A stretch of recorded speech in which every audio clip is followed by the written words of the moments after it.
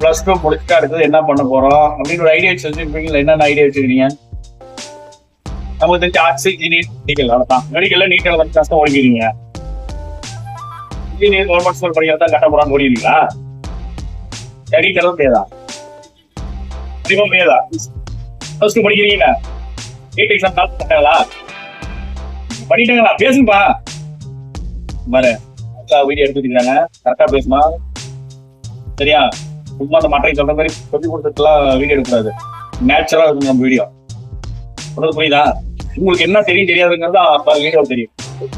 சொல்லி கொடுத்துட்டு சரியா மே மாசம் 3ஆம் தேதி நடக்குது நீட் எக்ஸாம் அப்படி சொல்லி கொடுத்துட்டு எடுக்கிறோம். சரி என்ன தெரியும் சொல்லுங்க. என்ன பண்ண போறீங்க? அவர்கிட்ட ஒரு எக்ஸாம்பிள் தெரியுமா? நீட் ஒரு எக்ஸாம்பிள் அது தெரியுமா? தெரியுமா? அப்புறம் வேற சின்ன எக்ஸாம் வேறண்ணா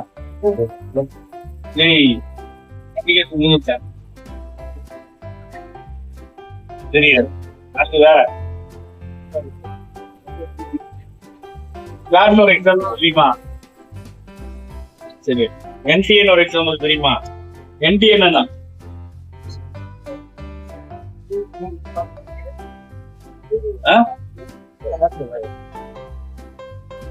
சொல்லுப்பா அப்படின்னு என்னப்பா? எதுவுமே தெரியல.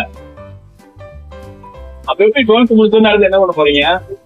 யாரோ ஒருத்தர் வருவாங்க, இந்த காலேஜுக்கு சேர்ந்துன்னு சொல்லுவாங்க, இந்த காலேஜுக்கு சேர்ந்து என்ன பண்ணுவீங்க?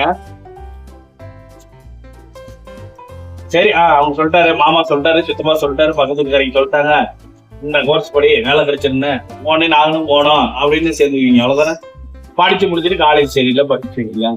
நாளைக்கு முதல்ல என்ன பண்ண தெரிஞ்சுக்கணுமா இல்லையா? தெரிஞ்சுக்கணுமா இல்லையா? நீட் எக்ஸாம் அப்ப இப்பதான் சொன்னேன். சரி உங்களுக்கு ஒரு நாள் டைம் தரேன். என்னென்ன எக்ஸாம் இருக்குது, என்னென்ன படிக்கலாம், என்னென்ன பண்ணணும் புரியுதா?